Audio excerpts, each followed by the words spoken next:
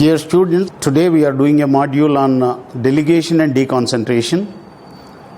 And this is Professor G. Srinivas Reddy, Professor Retired Public Administration, Kakatiya University, Telangana.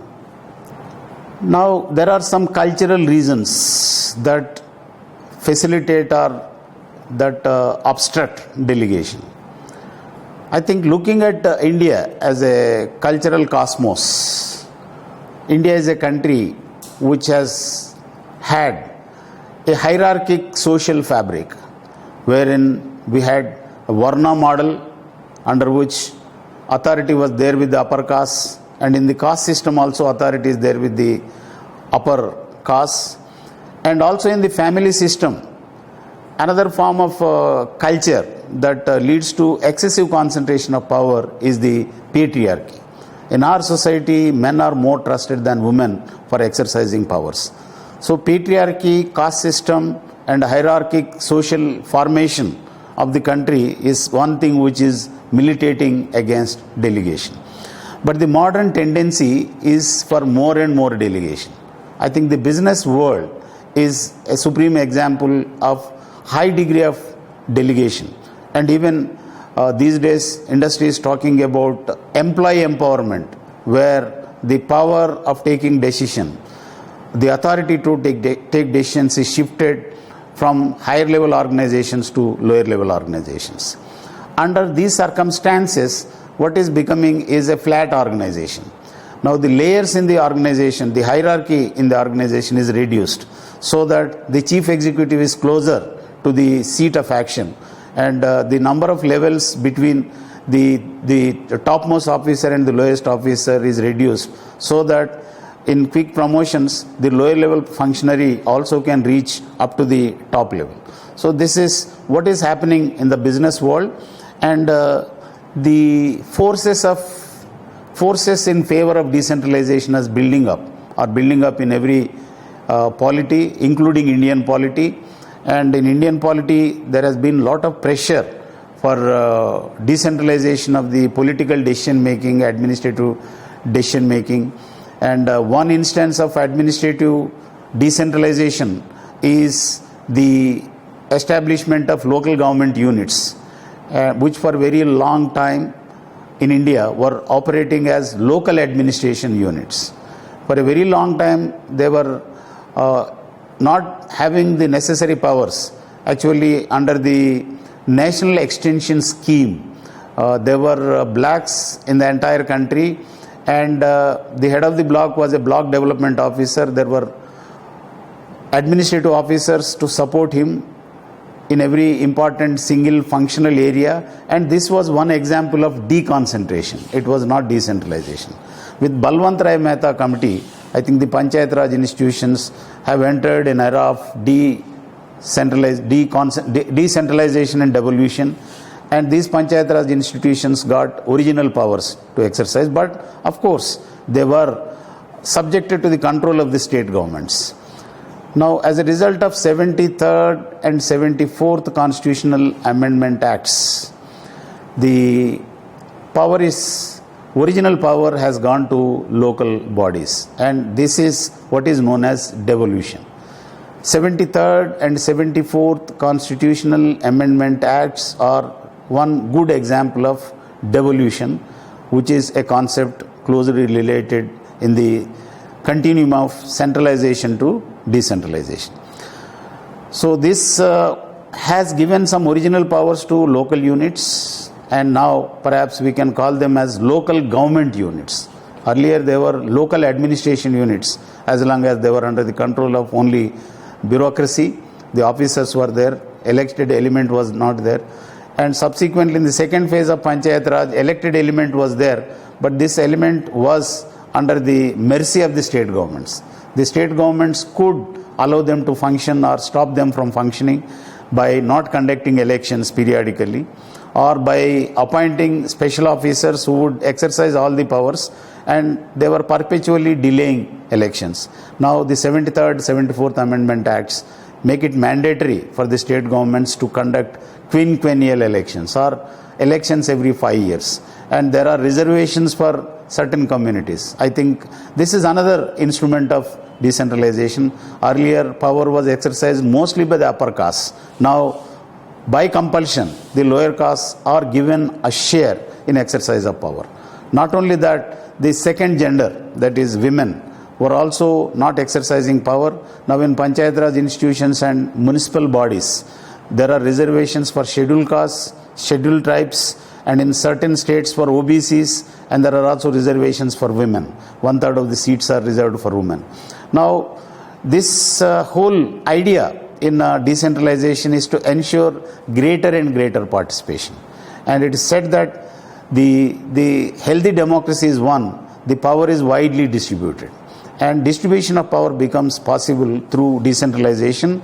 And the more effective means of decentralization is devolution, which is by statutorily, by amending the constitution, by making some legal enactment, the original power is devolved on the lower level units so that they can exercise their powers, and power is also shared between various communities so that the lower caste and the women also have a share in power. So this is something about the logic of decentralization and devolution. And coming back to delegation can be of many types. The delegation can be total or partial. An officer, while delegating authority to the subordinate, he may give the whole lot of authority to the subordinate, under which circumstances it is total delegation, or he may only give a part of the authority to the lower level fellow. Therefore, this is what is known as partial delegation. Another classification of delegation is the conditional delegation and unconditional delegation. When delegating power, certain conditions are stipulated by the authority which is delegating. They will say that under these 1 to 3 conditions you have to do like this. If the conditions are like that, you have to do like this.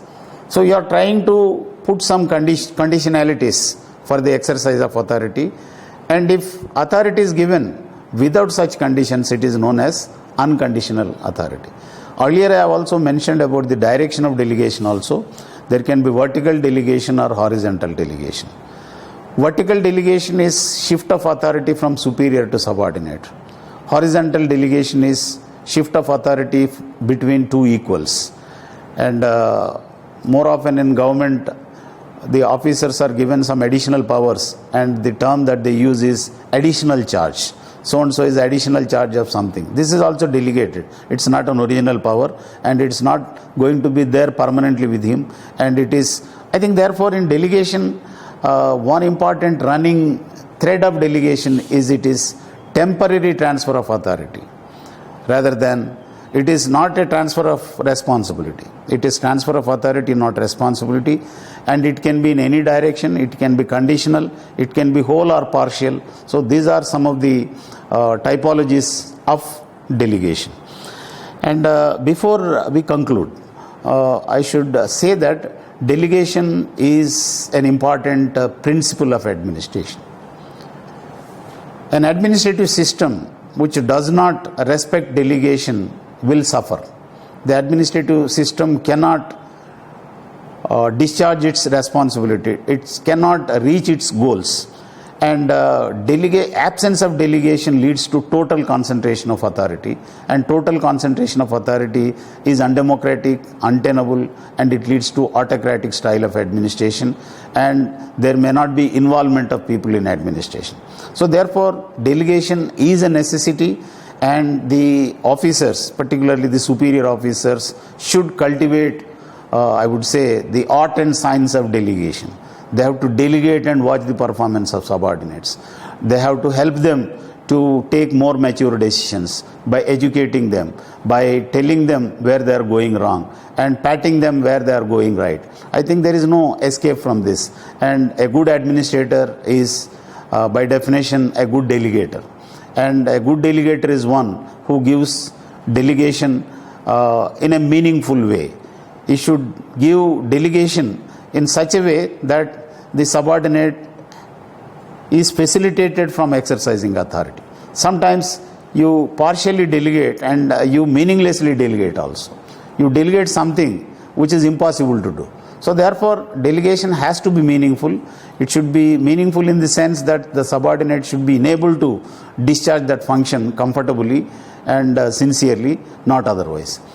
And therefore, we conclude by saying that delegation is a supreme necessity in administration, and without delegation, organization can never function. And delegation brings in flexibility in administration. This is another supreme virtue of delegation. And depending on the exigencies of circumstances, exigencies of times, when there is too much of work, the officer can delegate something to his subordinate. When there is not much of pressure of work, he can take back that and he can himself handle that. So therefore, it gives a lot of flexibility to the subordinate, and education of the lower level fellows is possible. Innovation is also possible. I think we can test. There is a saying that two minds are better than one. I think the mind of the subordinate is also involved in decision making. Maybe that a superior may have something to learn from subordinate, the way his style of administration, the way he decides, and the way he proceeds, the way he troubleshoots. All these things may offer some lessons for enriching himself. So therefore, a good administrator should always think of delegating as much of responsibility as possible, but not totally abdicating his responsibility.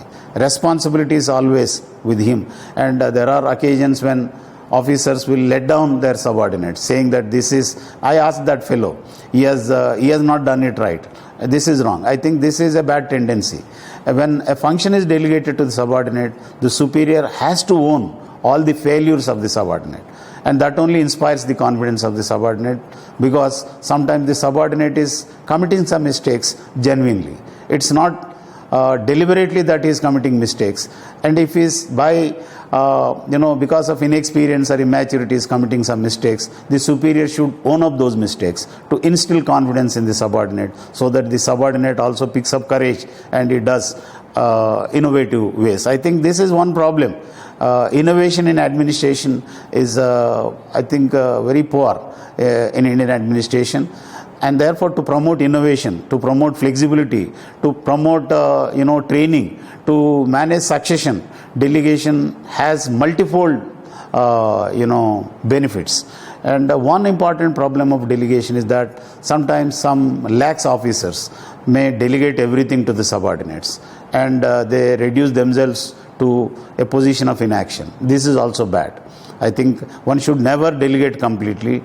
Otherwise, the person does not have anything for himself to do. This is bad way, so that he has to do it and also allow the subordinates to do it. I think working along with subordinates is the good way. Even after delegating, it's useful for this superior to watchfully involve himself in the actions of the subordinate, and that will be the best way of training the subordinate. This is, I would call, working with the subordinate rather than making the subordinate work under somebody. So the subordinate also feels empowered. He is rubbing shoulders with the superior, and his confidence levels also go up, and therefore this is one gain of delegation. Now here we conclude this presentation by summarizing the points now. The first thing is delegation and deconcentration are related to the questions of authority. Authority is very important for administration. Administration cannot function without authority. This authority can be centralized or decentralized. These are two extreme points of location of authority. If all the authority is there with the superior, it is centralization. All the authority is there with the operatives, it is decentralization. But in the real world, no organization ever functions in 100% centralized or 100% decentralized way. So the ways to have a balance, to take a position midway or somewhere close to the left or right hand side, is to use some of these devices called delegation and deconcentration. These are tools to moderate between the extreme positions of centralization and decentralization.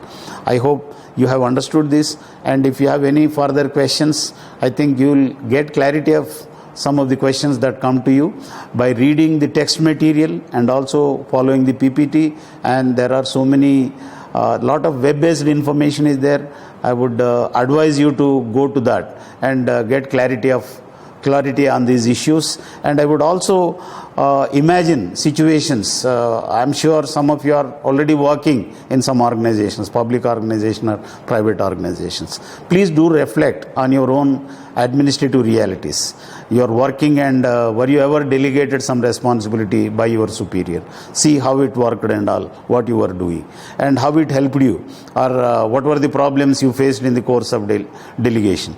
Or as an officer, you would have yourself delegated some functions to your subordinates. And from that, I think with this reflection, your understanding of the concepts becomes more clear. And therefore, I would recommend you to reflect on your own personal experiences or administrative experiences, either in the business or corporate world or in public administration. And one way of doing this is to read some case studies.